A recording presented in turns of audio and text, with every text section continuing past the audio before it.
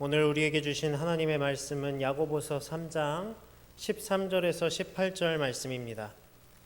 야고보서 3장 13절에서 18절 말씀, 신약성경 374면입니다.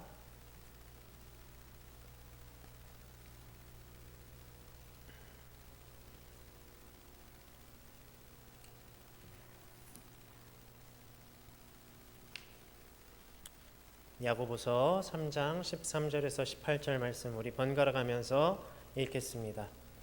너희 중에 지혜와 총명이 있는 자가 누구냐? 그는 선행으로 말미암아 지혜의 온유함으로 그 행함을 보일지니라.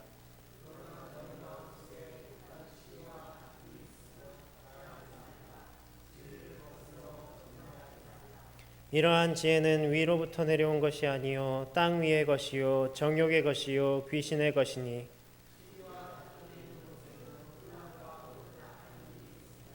오직 위로부터 난 지혜는 첫째 성결하고 다음에 화평하고 관용하고 양순하며 긍휼과 선한 열매가 가득하고 편견과 거짓이 없나니 화평하게 하는 자들은 화평으로 심어 의의 열매를 거두느니라. 아멘. 오늘 하나님께서 주시는 이 말씀을 통해서 우리 성도님들 가운데 성령의 은혜를 풍성히 내려주시기를 간절히 바랍니다.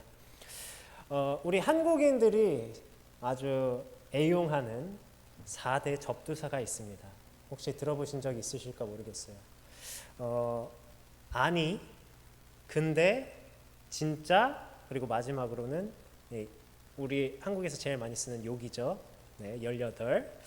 이렇게 누가 이것을 능동적, 수동적, 그리고 공격적, 방어적 이렇게 4가지로 분류를 해가지고 구분을 해놨더라고요.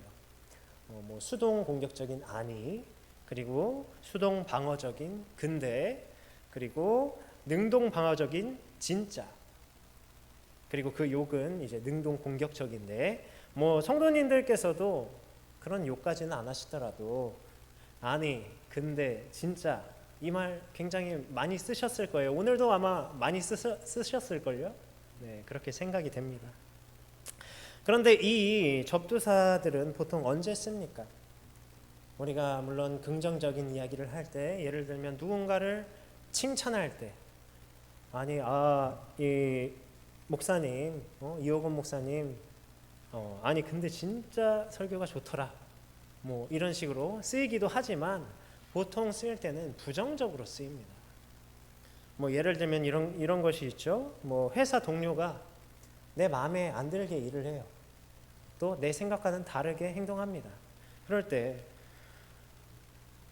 아니 일을 그렇게 하시면 안 되죠, 뭐 이렇게 말하기도 하고, 진짜 그렇게 하면 안 돼요, 이렇게 말하기도 하고, 근데 그렇게 하면 안 됩니다, 이렇게 하기도 하죠. 또 보통은 이제 화가 날수록 그 앞에 하나씩 붙습니다. 그래서 아니 근데 진짜 이런 식으로 얘기를 합니다. 이러한 우리의 언어 생활을 통해서 볼 수 있는 건 뭘까요? 우리 사람의 그 모습은 뭘까요? 나는 옳고 너는 틀렸다, 이런 생각을 기본적으로 하고 있다는 거예요. 사람들이 그 생각을 기반으로 내가 더 나은 사람이니까 너를 가르치겠다, 남을 가르치고자 하는 그런 마음을 기본적으로 가지고 있는 것이 우리 인간들이라는 겁니다. 오늘 야고보서 3장 1절에서도 보면요, 내 형제들아 너희는 선생된 우리가 더 큰 심판을 받을 줄 알고 선생이 많이 되지 말라, 이렇게 말씀합니다. 당시 기독 공동체 가운데에는 또 뭐 그리스도인들 가운데에는 자신의 어떤 지위를 높이기 위한 관심들이 많았습니다. 그래서 특히나 선생이라는 그런 가르치는 자리에 있는 그런 직임에 권위가 있었고요, 또 명성이 있었는데 사람들이 거기에만 관심을 많이 가졌던 거예요. 그런 욕심을 가지고 있었습니다. 뭐 오늘날에는 이런 교권이 많이 추락하고 또 이제 그런 권위와 명성이 사라져가는 것처럼 보이지만, 그럼에도 뭐 교수나 이런 많이 배우고 또 많이 가르치는 사람들에 대한 존경이 있죠. 네. 당시 기독교 공동체에도 그런 욕망들이 있었습니다. 그런데 그런 욕망만 있을 뿐 정작 중요한 것들이 빠져 있었어요. 그 직임에 맞는 영성이나 도덕이나 윤리적인 어떤 책임감, 또 소명, 사명, 이런 것들이 빠져 있던 겁니다. 그죠? 오늘 앞에서 말했던 것처럼, 아니 근데 진짜 이런 것처럼 내가 더 높은 위치에서 너를 가르친다. 나는 옳고 너는 틀렸다라는 인간의 욕망만 남아있던 것이죠. 야고보는 그리스도인으로서 그것은 잘못된 것이다, 이렇게 말하고 있는 겁니다. 특별히 오늘 1절부터 12절, 3장 1절부터 12절에 이르기까지는 그 중에 한 예로 말의 실수를 조심하라고 해요. 우리 가운데서 가장 쉽게 행하는 범죄가 바로 말로 하는 범죄죠. 가장 쉽게 다른 이들에게 상처를 주고 또 악을 행하는, 그게 바로 말입니다. 그리고 우리가 뭐 그렇게 큰 죄라고 여기지도 않아요, 사실.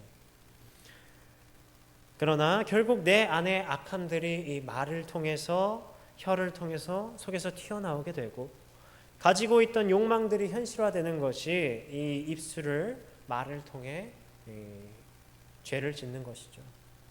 그래서 그것을 경계하라고 하는 것입니다. 그러면서 오늘 우리가 함께 읽은 13절부터는 그러한 모습이 그럼 도대체 어떤 모습인가, 이것에 대해서 이야기합니다. 오늘 우리 15절 한 번 더 같이 읽겠습니다. 3장 15절입니다. 이러한 지혜는 위로부터 내려온 것이 아니요 땅 위의 것이요 정욕의 것이요 귀신의 것이니. 앞에서 말한 이 말의 실수뿐 아니라 14절, 그 15절 바로 위죠. 14절을 보시면 이 14절에서 말씀하는 마음속에 독한 시기, 다툼, 진리를 거스르는 것, 거짓, 이러한 것들은 위로부터 내려온 지혜가 아니라는 겁니다. 여기에서 지혜라고 표현한 의미는요, 이러한 시기, 다툼, 진리를 거스름, 거짓을 동반한, 앞에서 말했던 이기적인 욕망과 야망에 사로잡힌 지혜를 말하는 것이에요. 그러니까 이미 선생의 자리에 있는 사람들뿐만 아니라 많은 사람들이, 모든 이들이 선생이 되려고 하는데 실상은 선생이 될 만한 그런 자격을 갖추고 있지 않다는 것이죠. 특별히 하나님 앞에서. 본인들은 이렇게 말해요. 위로부터 지혜를 받았다, 위로부터 받은 지혜가 있다라고 스스로 주장하지만 결국 그들이 가지고 온 결과는 이를 통해서 다툼과 논쟁뿐이었습니다. 우리가 보통 선생님 하면 어떤 모습을 떠올리죠? 아마도 뭐 지식이 풍부하고 또 지혜가 있는 그런 지혜로운 사람을 떠올릴 것입니다. 그런데 그 중에서도 우리는 어떤 걸 더 높게 평가를 합니까? 물론 뭐 사람마다 다를 수 있겠지만 지혜로운 사람을 선생님으로 받아들이고 싶어 하지, 그저 그냥 지식이 많은 그런 사람을 선생님으로 받아들이기는 조금 꺼려하죠. 뭐 우리도 그렇습니다. 옛날에 학교 다닐 때나 뭐 강의나 강연을 들을 때 뭐 지식이 풍부해가지고 그런 지식을 일일이 나열하는, 열거하는 그런 강사보다 이 지혜롭게 말하고 또 지혜롭게 생각하고 또 지혜롭게 판단하는 선생님을 더 많이 따르죠. 뭐 우리 강의 들을 때도 바로 드러나죠. 지식만 이야기하는 사람은 끝에 가면 다 졸고 있습니다.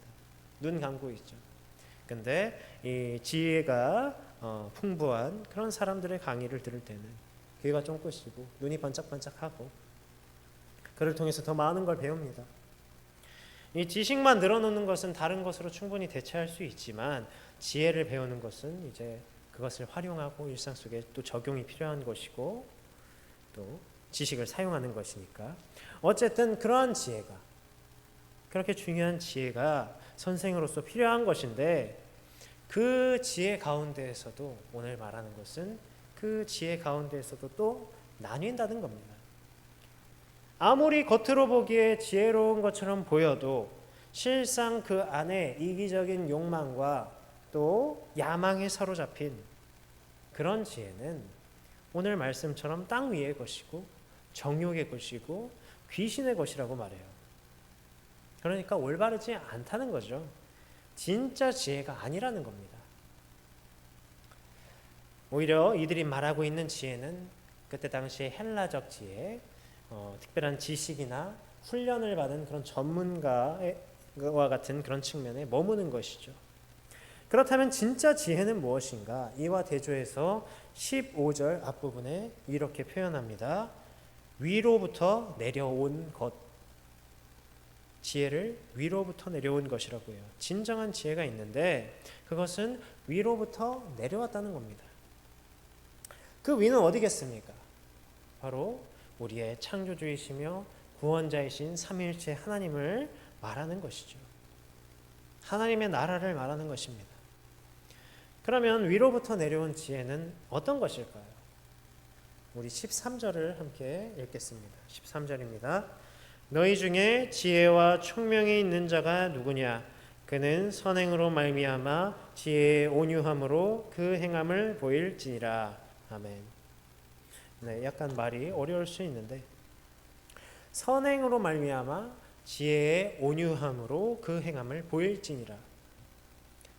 선함의 근원이 무엇입니까? 우리가 무엇을 선하다고 합니까? 또 온유함의 근원은 무엇입니까? 잠언 2장 6절 말씀입니다. 대저 여호와는 지혜를 주시며 지식과 명철을 그 입에서 내심이여.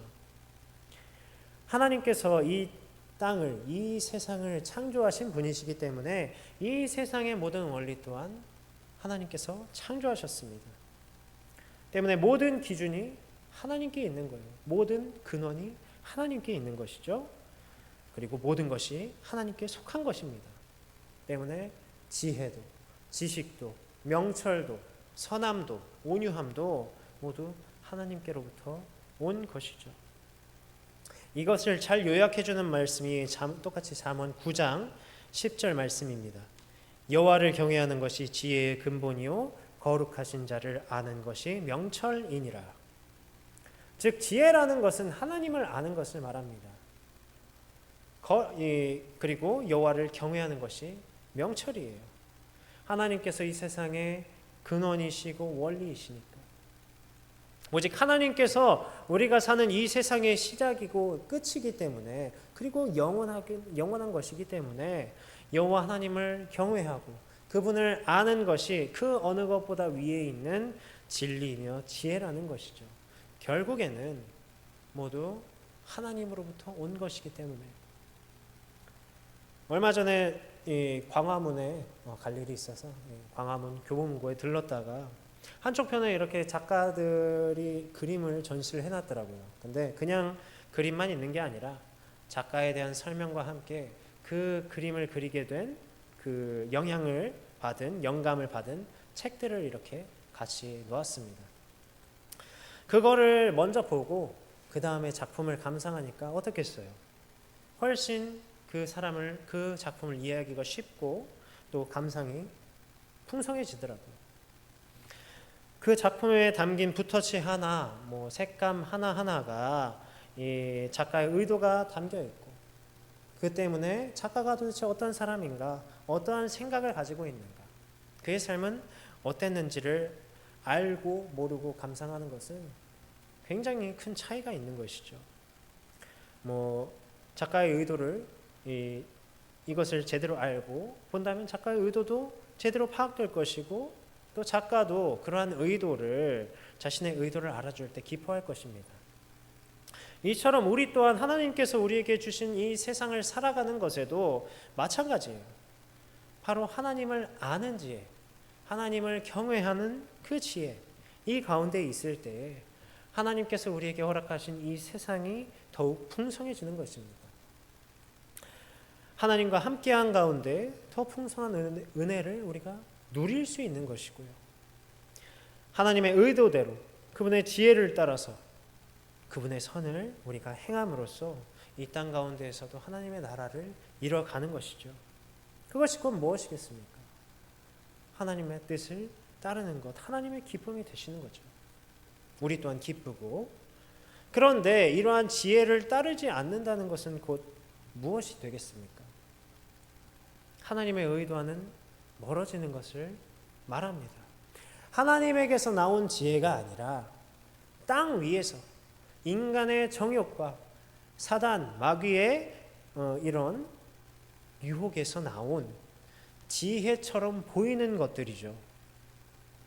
우리가 서론에서도 함께 이야기하지 않았습니까? 아니 근데 진짜 이 말은 결국 우리가 이 땅에서 지혜 있다 하며 선생되고자 하는 그런 인간의 정욕에서 나오는 것입니다. 결국 그것을 통해서 나오는 결과가 무엇이죠? 그것을 쫓다 보면 하나님의 뜻과는 반대로 16절에 시기와 다툼, 혼란과 모든 악한 일이 발생하는 겁니다. 하나님께서 기뻐하시는 일이 아니라 사단, 마귀가 기뻐하는 일이죠. 결국 하나님과 멀어지는 것입니다. 때문에 우리 그리스도인들은 하나님을 알아야 합니다. 하나님께로부터 오는 것이 무엇인지 이것을 알아야 돼요. 그래야 하나님을 대적하는 일이 무엇인가를 우리가 분별을 할 수가 있습니다. 하나님을 아는 것은 어떻게 압니까?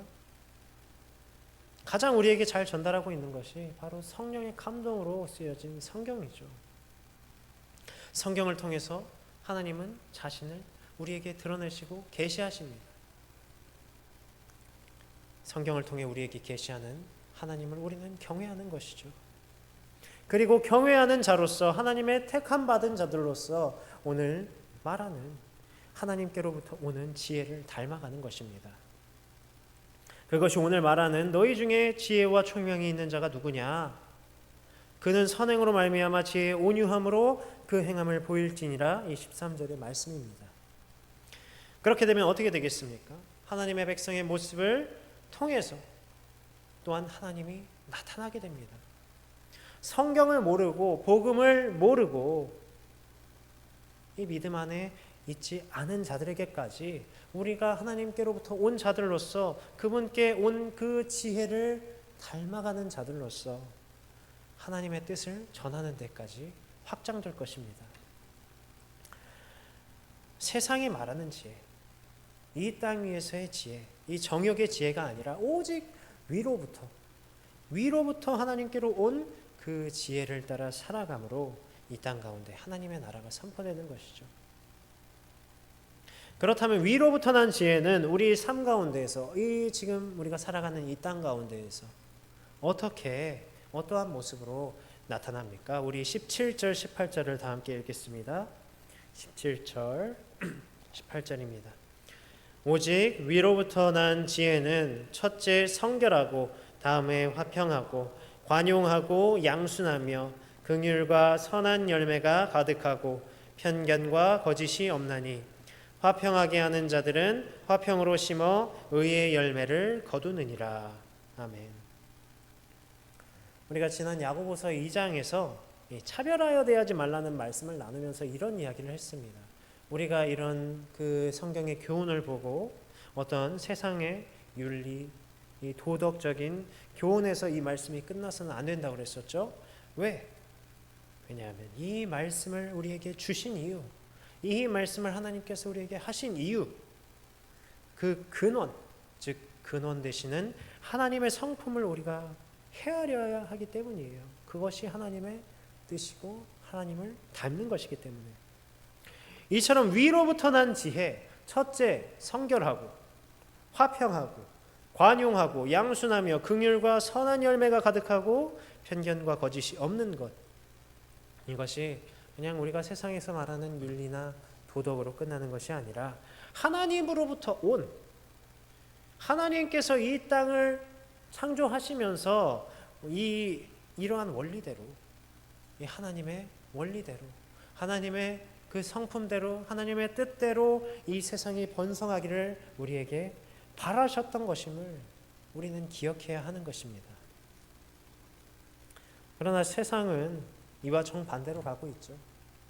오늘 야고보가 이 선생되고자 하는 그런 많은 자들을, 그 욕망과 그런 세상적인 그런 성공과 그런 거에만 매몰되어서 선생이 되고자 하는, 각자가 주인이 되고자 하는 그 자들을 책망했던 것처럼 오늘날도 각자가 선생이 되어서 각자가 주인이 되어서 스스로 지혜 있다 하며 그 정욕과 사단 귀신의 지혜처럼 보이는 것들을 쫓아가고 있어요. 이 모습이 어떤 모습과 같습니까? 사사기 21장 25절에서 말하는 것처럼 그때에 이스라엘의 왕이 없으므로 사람이 각기 자기 소견대로 옳은 대로 행하였더라. 이 땅에 왕이 없는 모습, 이 자기가 옳다 하는 대로 행하는 시대입니다.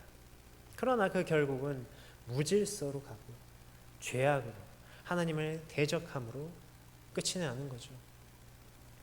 이러한 세상 속에서 우리는 오직 위로부터 온 지혜를 우리가 묵상하며 우리의 진정한 주인이 누구인지, 진정한 왕이 누구신지 이것을 돌아봐야 할 것입니다. 우리의 근원을 돌아봐야 해요. 그 죄악과 맞서고 이미 승리하신 삼위일체 하나님께서 나의 근원이시고 나의 왕이시고 나를 보내신 분이라는 것을 우리는 고백하는 것입니다. 사랑하는 성도 여러분, 우리가 이 하나님의 백성된 바로 우리 하나님의 백성된 우리가 하나님께로부터 온 자들입니다. 하나님의 그런 본질적 속성을 닮은 자들입니다. 닮은 자녀들입니다. 하나님의 지혜로 하나님을 더욱 깊이 알고 오직 여호와만 섬기며 그분의 뜻을 이 땅 가운데 나타나는 빛의 백성이 우리는 되어야 할 것입니다.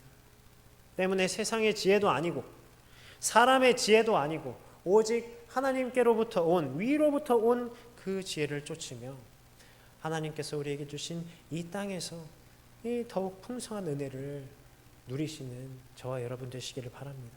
그리고 하나님께서 이 땅을 창조하실 때 바라셨던 그 하나님의 뜻을 따라서 이 땅 가운데 하나님의 지혜로부터 오는 그 화평으로 의의 열매를 맺는 저와 여러분 되시기를 간절히 바랍니다. 우리 이 시간 함께 기도할 제목은 하나님께 택함받은 자녀들로서 우리가 위로부터 온 지혜, 곧 하나님이 어떤 분이신지 알고 그분만을 경외하는 지혜로운 자 되게 하시기를, 하나님을 닮아 성결하고 화평하고 관용하고 양순하며 편견과 거짓이 없는 긍휼과 선한 열매가 가득한 그분의 백성 되게 하시기를 우리 함께 기도하겠습니다.